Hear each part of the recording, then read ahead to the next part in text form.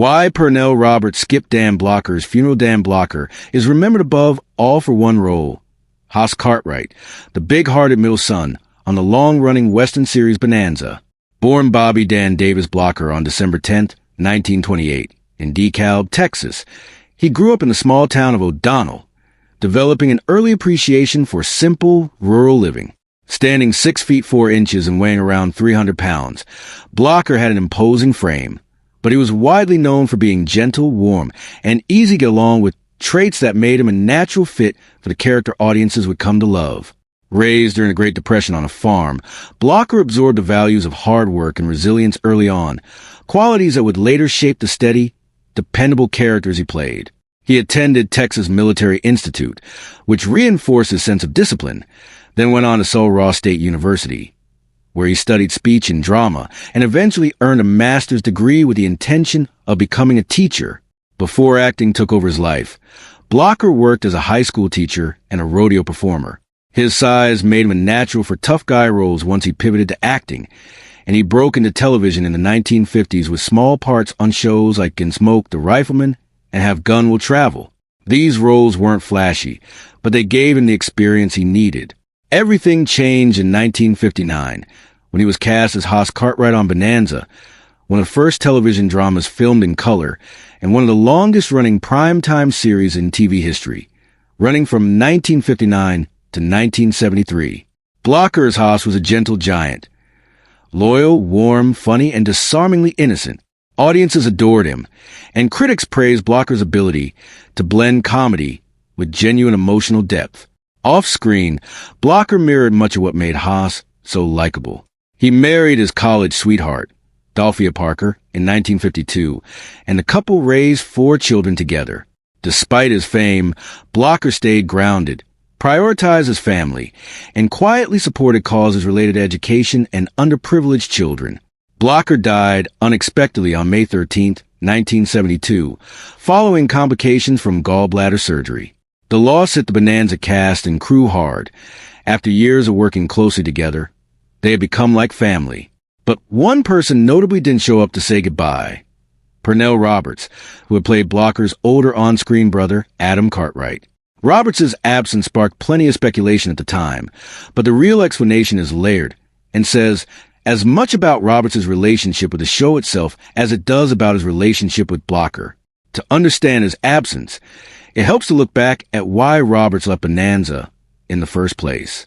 He exited in 1965 after 6 seasons, frustrated by what he saw as creative limitations.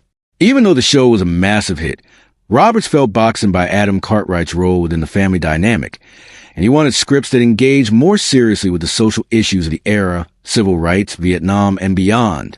He also pushed back against the show's portrayal of the Cartwright men as unquestioned patriarchal authority figures.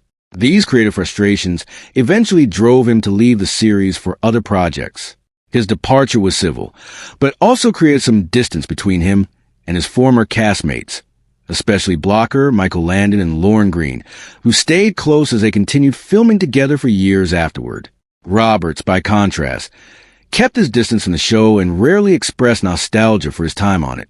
That emotional detachment likely carried over into his decision to skip the funeral. By 1972, Roberts had largely moved past Bonanza and the web of relationships tied to it. Roberts and Blocker were never quite alike. Blocker was easygoing and well-liked, the kind of person people naturally gravitated toward. Roberts was more intense, more introspective, and classically trained as an actor, with strong opinions about craft that Blocker, talented but more relaxed in his approach, didn't necessarily share. There's no record of outright conflict between them, but the contrast in temperament likely created some quiet distance, even as their on-screen brotherhood came across as completely convincing. Once Roberts left the show, that distance only grew. Blocker stayed rooted in the Bonanza world until his death, growing closer to Green and Landon, while Roberts moved on to build a career and identity separate from the series entirely. Roberts was known for shunning the theatrical, emotionally performative side of Hollywood. A high-profile funeral for a beloved television star was exactly the kind of event he tended to avoid, not out of coldness, but because he had little patience for what he viewed as superficial industry rituals. Robert had been openly critical of the Hollywood system for years, and it's reasonable to think he wanted no part of a media-heavy public event, preferring instead to process the loss privately, on his own terms. That doesn't mean he didn't grieve. Staying away from a funeral isn't the same as not caring. Some people find public mourning too overwhelming, or simply prefer to hold on to their memories privately rather than share them in a crowded, cameras-present setting. Given everything known about Roberts' personality and his complicated feelings about Bonanza, it's entirely plausible he mourned Blocker quietly, away from any spotlight. Blocker's death was a turning point for Bonanza.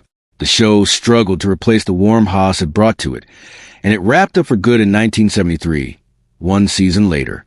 Green and Landon spoke publicly about how much they missed their friend, while Roberts' absence from the funeral stood as one more marker of how far he drifted from that chapter of his life.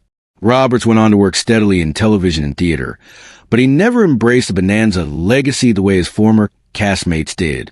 Still, his decision to skip the funeral shouldn't be read as disrespect toward Blocker as a person.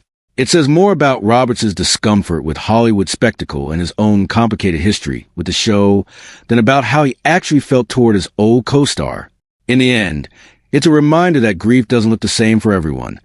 Some people mourn in the crowd, and others mourn quietly on their own.